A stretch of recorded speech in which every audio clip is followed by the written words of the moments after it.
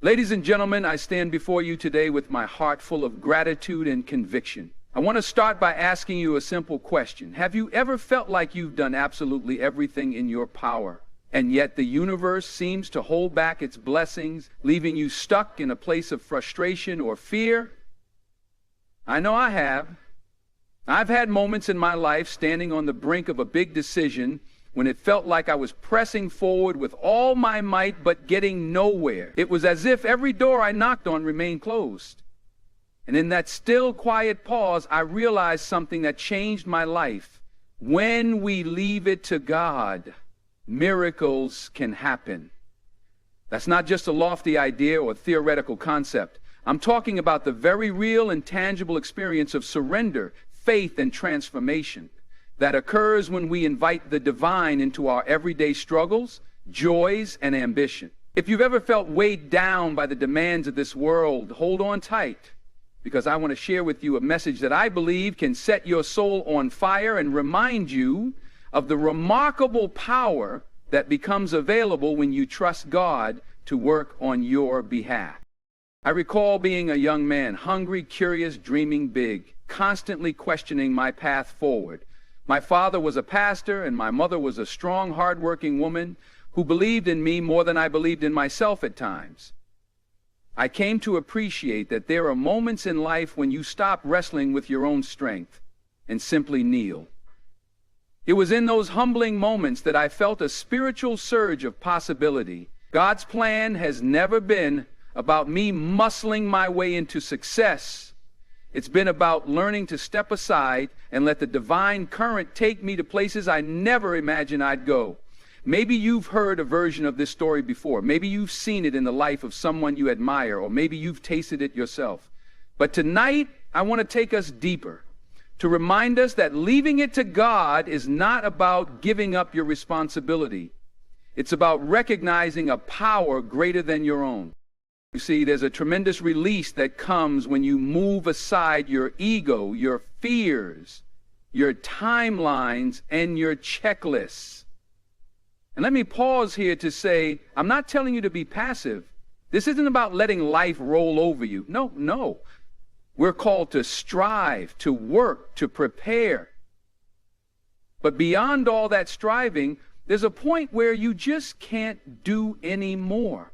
You have to allow God to do what only God can. When I was a struggling actor, pounding the pavement, going to auditions, facing rejection after rejection, I reached a point where I could have easily said, I'm done. But I didn't. Instead, I prayed, I waited, and I let God's timing step in. Eventually, roles started opening up that fit me like a glove. It wasn't an accident. It was divinely orchestrated. That's the kind of miracle I'm talking about. The moment you say, Lord, I've done everything in my power.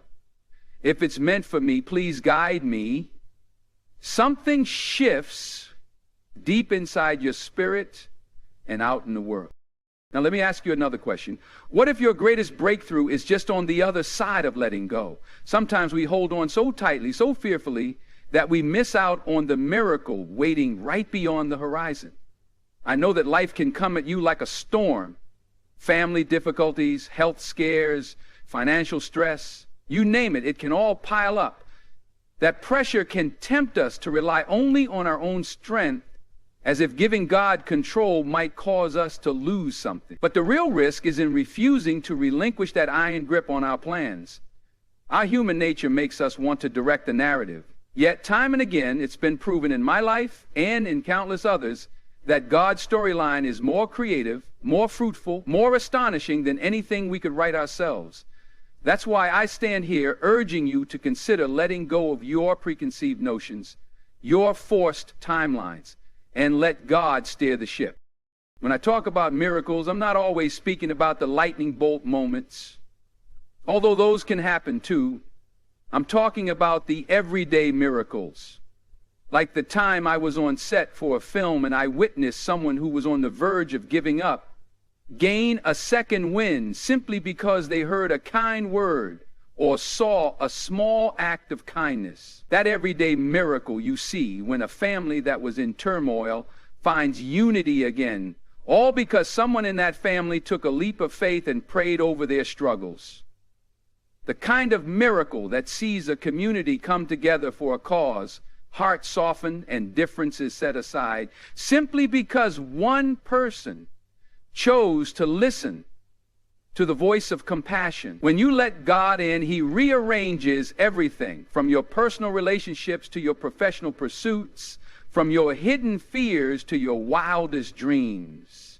Miracles take on different shapes, but each one is a testament to divine grace we could never produce solely by ourselves. So let me welcome you into this moment with an open heart, wherever you're tuning in from. Maybe you're a student wondering about your future. Maybe you're a parent trying to hold your household together. Maybe you're a business leader searching for your next step, or someone in the community just trying to keep hope alive. This message is for you. We're going on a journey to talk about how you can witness miracles in your life by leaving your burdens, your plans, and your anxieties to God. And I want to be real with you. Sometimes it's going to hurt. Sometimes you might wonder if God is even listening. Sometimes you'll be tempted to give up. But trust me, in my own life, in my darkest nights, that's when I've seen God's light shine the brightest. I want you to lean in as we talk about how to embrace this idea, how to walk it out day by day, and how to emerge stronger, braver, and more at peace than you ever thought possible. Let's take a deep breath together. I want you to be ready to receive. Because if you do, if you open up your heart, if you're willing to loosen your grip on the wheel, I promise you that something transformative can happen. God can meet you in ways you never believed He could, and those miracles, both large and small, will start showing up like unexpected gifts. You can experience doors opening that you didn't even know existed. You can feel a sense of purpose bloom like a field of wildflowers in the springtime. You can realize that you aren't on this journey alone, that the same divine force that orchestrated the galaxies has a plan for your life. So stay with me. We're going to dive deeper, challenge our perspectives, and awaken that space in our hearts where God does the impossible. Because when you leave it to God, that's when miracles happen.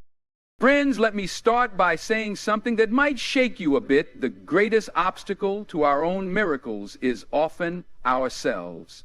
We put up mental barricades. We cling to doubts.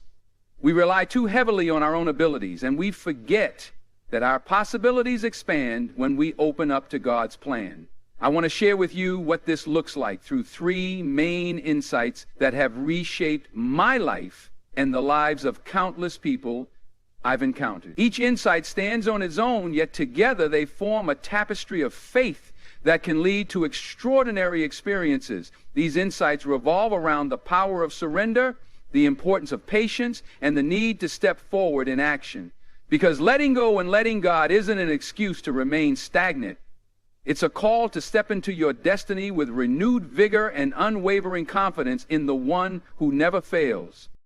The first insight is about surrendering your pride and your plan to God's greater vision. Pride is a tricky thing. It sneaks into the corners of our soul and convinces us that we must do it all, know it all, control it all. But let's be honest, that's exhausting. As a young actor, I remember facing that exhaustion. I was hustling in the city, going to open calls, standing in long lines with hundreds of other aspiring actors, and hearing no more times than I care to count. My pride told me I had to do everything perfectly, the right headshot, the right monologue, the right posture. Then I'd go home at night frustrated and beaten down, feeling like the dream was slipping away. One evening, I got down on my knees beside my bed and poured out my heart to God. I said, Lord, if there's a place for me in this industry, show me. If not, lead me somewhere else. In that moment of surrender, I felt a weight lift. It wasn't that I stopped trying. I still went to auditions, still polished my craft, still learned from every opportunity. But the pressure I had put on myself began to evaporate. I realized that my path was bigger than me. That's what surrender looks like. It's acknowledging that you're part of a grand design, that your gifts, your talents, and your purpose fit into God's bigger picture. And yes, That requires humility because you have to bow your head and say, Lord, I can't do this alone. Now, maybe you're a young person deciding which college to attend or what major to pick. Perhaps your family has certain expectations and you have your own dreams. The tension is real. But let me tell you, if you surrender that plan to God, pray, seek guidance, be open to the signs that come your way, a door may open that you never considered. I've seen it happen with students who had no idea how they'd pay for college, only to receive an unexpected scholarship. I've seen it with people who thought they were destined for a certain career, only to discover a deeper calling that brought them more joy and impact. But it starts with surrender. It starts with laying down your pride and saying, God, I trust that your plan is not only bigger, but better than mine. Sometimes families are where the greatest test of surrender lies. You might be struggling with a rebellious teenager, or you might be caring for elderly parents who need constant attention. The stress, the worry, the constant demands, they can wear you down. In moments like those, the last thing you might feel is spiritual. You might just feel tired, annoyed, or hopeless. But what if you took that specific concern? Lord, help me connect with my teenager. Or Lord, help me find peace in caring for my parent. And truly believe that God would guide you to a solution. It might not come instantly, but when you relinquish control, you open the door for creative, compassionate miracles. Maybe it comes as a new conversation that shifts the dynamic. Maybe it's a chance encounter with a caregiver who provides resources you never knew existed. Maybe it's a simple moment of prayer with your loved one and you watch hearts soften in ways you never imagined. That's the power of surrender. It's not giving up, it's giving over. When you do that, you often find a renewed sense of partnership with God. You feel less alone. And here's the truth. God wants you to succeed, not merely for your own sake, but so you can be a light to others. So you can encourage someone else who might be walking through the same valley. So you can give someone else a testimony that sparks their own faith journey. Our successes, our breakthroughs, aren't just personal triumphs. They're points of connection that God uses to bring people together and open eyes to new possibilities. That leads me to the second insight: patience. Because as soon as you surrender, you must be willing to wait on God's timing. And let me tell you, that's not always easy. Patience might be one of the most underrated virtues in today's world. We want it, and we want it yesterday. We have apps that deliver food in minutes, streaming services that give us entire seasons of shows at once, and social media that keeps us updated by the second. Yet God's timeline operates differently. I've prayed for opportunities and watched them unfold months, even years later. I've asked God for a direction and had to sit in the silence before I heard the slightest whisper. It's in that silence that your faith gets tested, refined, and strengthened. Because if miracles were instantaneous every time, we'd never learn to trust or grow. We treat God like a vending machine. Insert prayer, receive blessing. That's not how it works. Faith is a relationship, a dance of trust. And in dancing, there's rhythm. If you try to force the next step too quickly, you stumble. You have to move in sync, and that's where patience comes into play. Let me share a story about patience. Early in my career, I remember auditioning for a significant role that could have catapulted me into a new realm of recognition. I prayed hard, I prepared thoroughly, I thought this was it. Then the phone call came. We decided to go in a different direction. Disappointment doesn't even begin to describe what I felt. I questioned God. Why dangle this opportunity and snatch it away? I believed I was ready, but God knew I wasn't.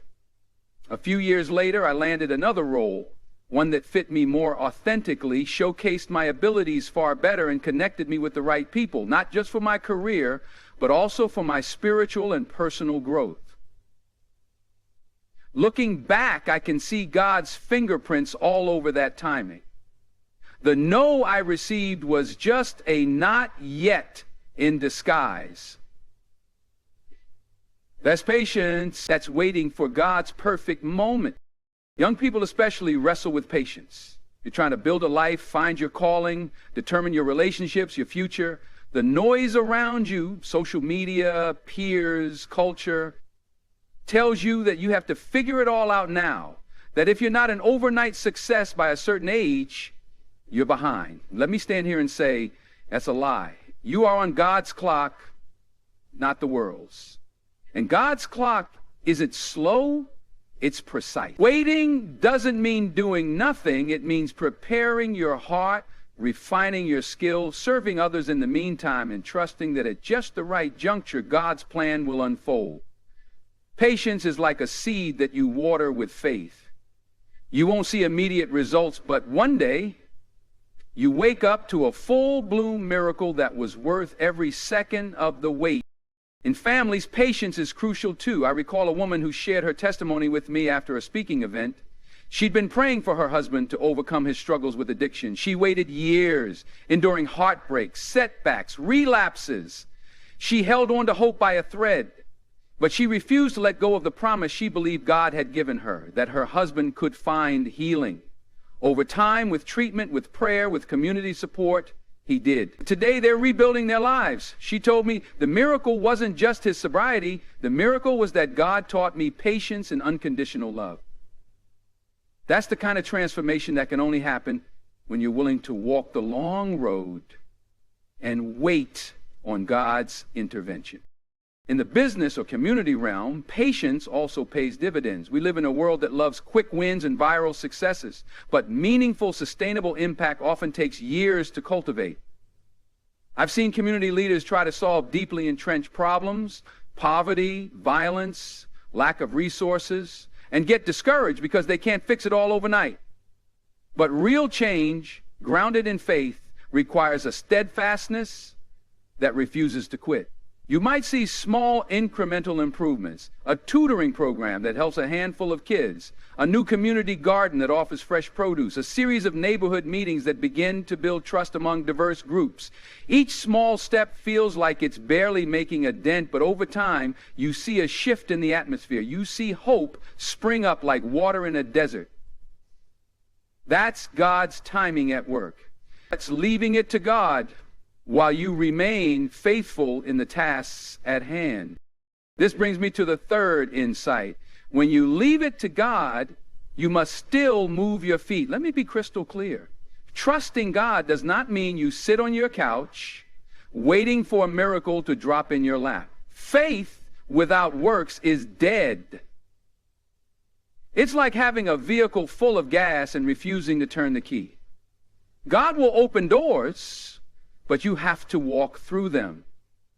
He'll place opportunities in your path, but you've got to show up and do the work. I learned this lesson firsthand when I decided to pursue further education in acting and broaden my theatrical horizons. God opened doors to programs, mentors, and people who believed in me. But I had to show up, study, rehearse, and hone my craft. I had to face the fear of failure. I had to accept criticism and learn from it. Letting God handle the bigger picture doesn't absolve me of my responsibility. It elevates it, because now I'm working not just for my own ambition, but as a steward of the gifts God has entrusted to me. Sometimes stepping forward can be terrifying. Maybe God gives you a vision to start a small business in your community. You sense this could be a way to create jobs, uplift families, and serve as a positive influence. You pray on it, and every time you do, you feel a nudge in your spirit. That's wonderful.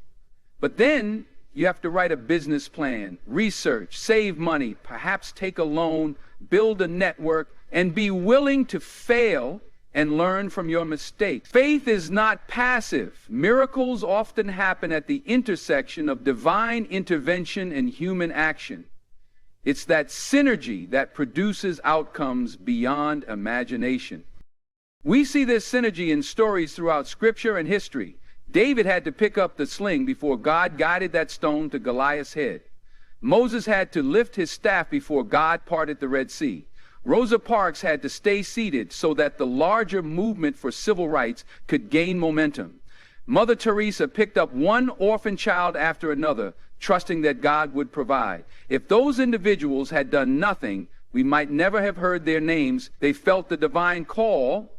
They trusted, and then they did something about it. You and I are called to the same. We might not slay giants or part seas, but we have mountains in our lives, mountains of doubt, fear, and limitation. And we can only move them when we align our faith with corresponding action. Young people, if you sense God calling you to lead, then step into leadership roles. Don't hide behind the idea that someone else will do it. Maybe you're the one anointed to bring fresh ideas and energy. For families, if you're praying for peace or unity, be the peacemaker in your own home. Model forgiveness and compassion.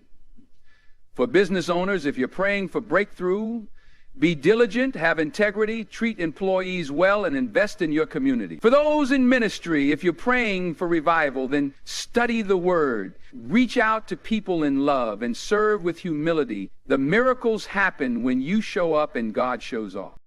Now I want to address the struggles we often face when trying to leave things to God. Fear is one of the biggest. Fear of the unknown, fear of failure, fear of judgment, fear that maybe God won't come through.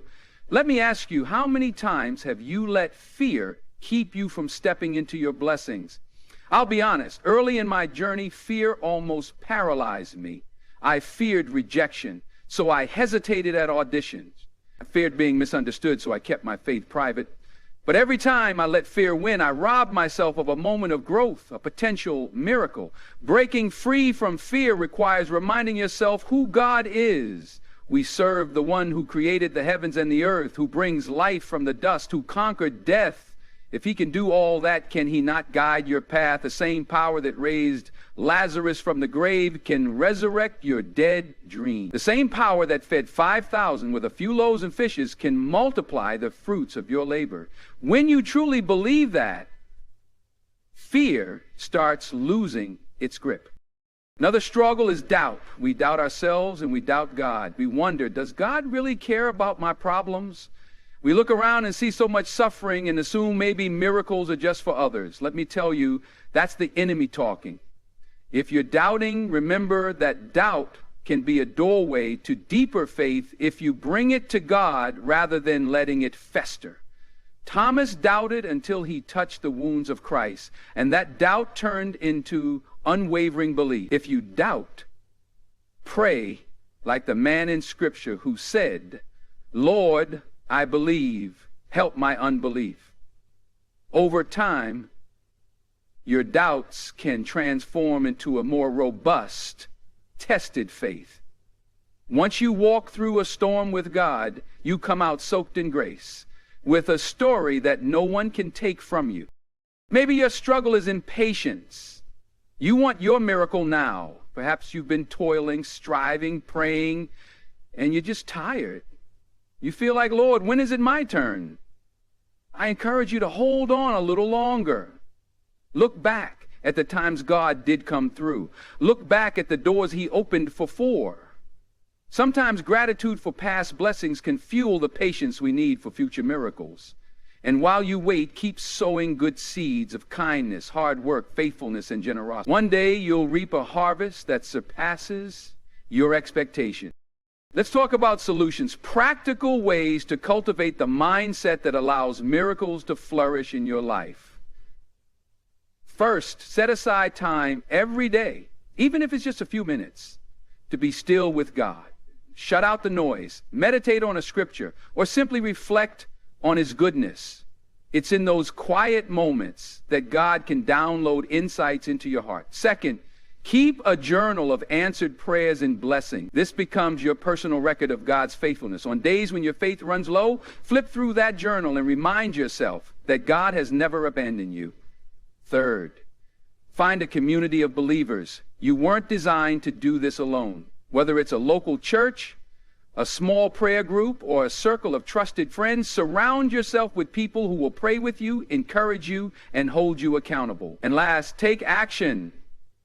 If you've discerned God telling you to move, then move. Don't wait for all the stars to align. Step out in faith, even if it's a baby step. If God is telling you to wait, then focus on preparation. Keep honing your skills. Keep serving, keep learning. I learned a valuable lesson about community support when I was involved in a charity project to build housing for folks who were down on their luck. The dream seemed huge, the resources limited. We had volunteers, yes, but not enough. We had funds, but nowhere near what we needed. We prayed and more volunteers showed up. We prayed again and local businesses donated materials. We prayed some more and a construction company offered their expertise. Inch by inch, brick by brick, that project came to life. The day we cut the ribbon, the folks who moved in had tears in their eyes. Their gratitude reflected God's miracle in motion. It took faith, patience, and collective action. We let God lead, but we showed up to do the work. Reflecting on these experiences, I've come to realize that miracles are not an exception. They can be a daily reality for those who live in harmony with divine will. I've witnessed too many coincidences to call them accidents. Call them God incidences. I've seen families reunited after years of bitterness, all because one person decided to pray and act in love. I've seen young people from tough neighborhoods break the cycle of poverty through education and mentorship that seemed impossible just a generation before. I've seen entire communities stand up against injustice and change policies that once seemed unchangeable. Don't underestimate the power of your faith-filled action. Don't think for a moment that your steps are too small to matter, because in the hands of God, even your tiniest act can become a miracle for someone else. I also want to address something that might be on your mind. What happens if you do all these things? Surrender, wait, act, and the outcome still isn't what you hoped for? Maybe a loved one passes away, a business closes, or a dream fizzles out. Where is the miracle then? That's the hardest question of all, isn't it? Sometimes God's answer is no. Sometimes it's not yet. Sometimes the miracle you receive is not the one you ask for, but the one you need. I remember praying for a particular outcome to a medical situation in my family. We prayed day and night for healing. The healing didn't come the way we wanted. Instead, God used that season of pain to bring our family closer, to deepen our compassion, and to awaken a new kind of faith we never had before. Would I have chosen that? No. But through that heartache, we found a miracle of unity and empathy that changed the trajectory of our lives. In those painful moments, remember that God sees the whole storyboard while we only see one frame. Trust that He's weaving a narrative far beyond our immediate comprehension. Still, I believe with every fiber of my being that God desires good things for us. That doesn't mean life will be without hardship. It does mean that if we lean on Him, every challenge can become a stepping stone to growth and deeper faith. If you're in a dark valley right now, don't assume God has left you. Sometimes the teacher is quiet during the test, but the teacher is always there. And sometimes in that darkness, the miracle is the strength to keep going, the grace to forgive, the courage to try again. That's worth just as much as any external blessing. Let me invite you to consider the role your testimony will play in someone else's life. When you allow God to create miracles in your journey, you become a living testament of hope to others. Think about a time you heard someone share how God came through for them at the midnight hour. Didn't it spark a little flame of possibility in you? That's how it works. Miracles multiply when they're shared because they ignite faith in everyone who hears them. That's how communities get transformed. That's how families learn to trust and love again. That's how the hearts of strangers can become knit together in unity. You are part of that narrative. Your breakthrough could be someone else's blueprint for faith. Don't hold it back. Share it, celebrate it, and watch how God continues to use your story to inspire fresh miracles in others. Now, I want you to pause and reflect on your own life. Where do you need a miracle? Maybe it's in your health. Maybe it's in your finances. Maybe it's in a broken relationship. Or maybe it's an internal battle like anxiety or depression that nobody else knows about. I want you to bring that situation to mind. Picture it clearly. Now imagine what it would look like if God stepped in.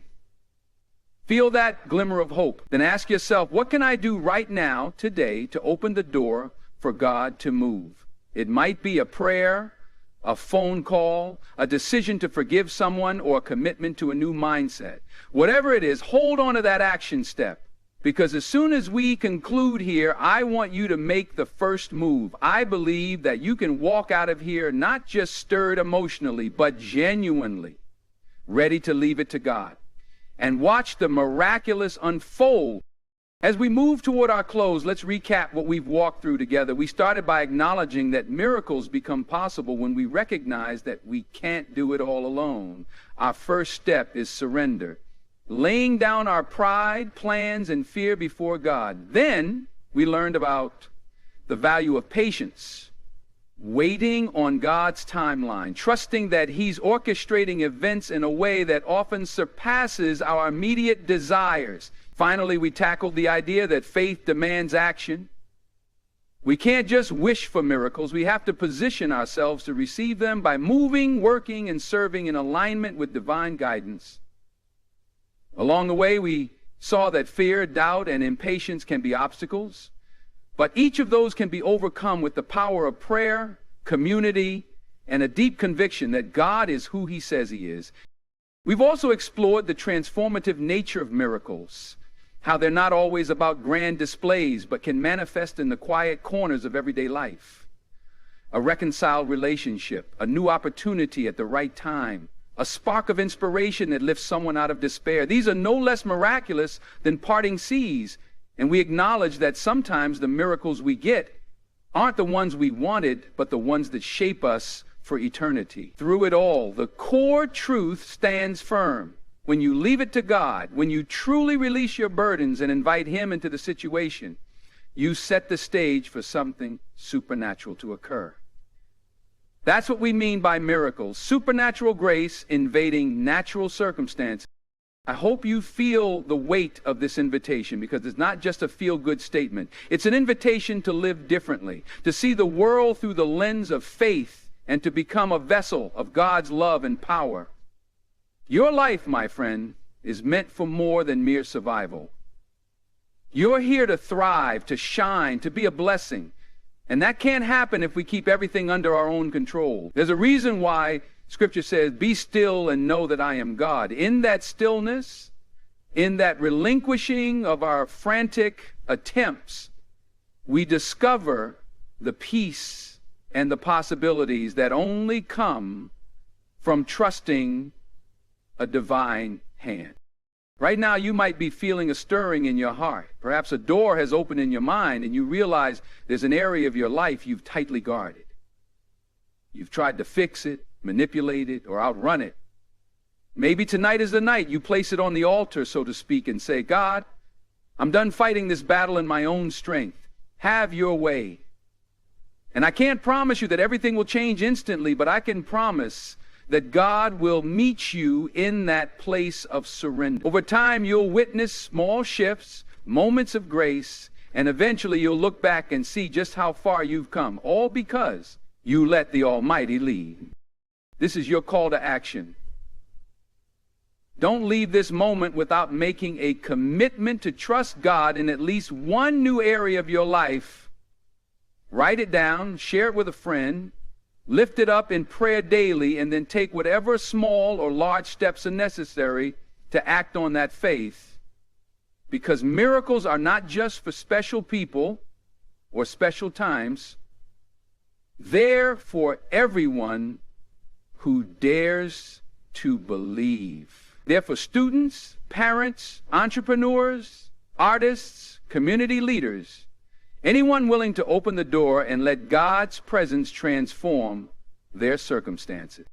Picture this, a world where more people lived in that divine flow, surrendering what they cannot control, patiently awaiting God's timing, and confidently stepping forward to do their part. Families would heal faster, communities would grow stronger, businesses would act more ethically, and hearts would be more compassionate. Isn't that the world we want to live in? I believe we can get there, one surrendered soul at a time. Before I close, I want to leave you with this image. Think of life as a grand stage play, and God is the master director. You have a role to play, important lines to deliver, and critical interactions with others that shape the outcome of the story. But you're not the director. You didn't write the script. You don't see all the scene changes or the hidden props backstage. When you try to direct yourself, you create confusion and tension. When you trust the director, you find your place, your timing, and your purpose. The performance flows, and the audience, those around you, witness something extraordinary. That's what miracles look like. A seamless alignment between you and the one who orchestrates every detail. My prayer for you tonight is that you walk away inspired, ready to let go of your burdens, and confident that God will handle the outcome.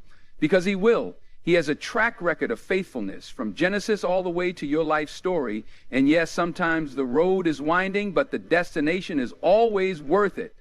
I stand before you as living proof that when you entrust your life's direction to the divine, you'll find yourself in places you never dreamed possible, both literally and figuratively. Doors will open, relationships will mend, courage will rise, and miracles will become part of your everyday narrative. Now it's time to make that declaration in your own heart. Whisper it if you can. I choose to leave it to God. Feel the release in your spirit. Feel the anticipation that comes with knowing you're no longer reliant solely on your limited abilities. Let that newfound freedom guide you in the days ahead as you pray, as you act, and as you wait. If you do, I believe wholeheartedly that miracles will happen, not because of who we are, but because of who God is.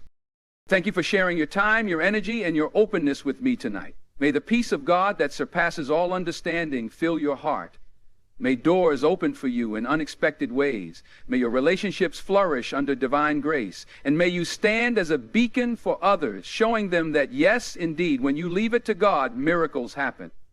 Go forth with faith, with hope, and with the unshakable knowledge that you are loved beyond measure. And remember, this isn't the end of a speech. It's the beginning of your next chapter, a chapter where the impossible becomes possible, where you can boldly say, I am living proof of God's miracles. God bless you, and may each of you walk forward in victory, trusting that the best is yet to come.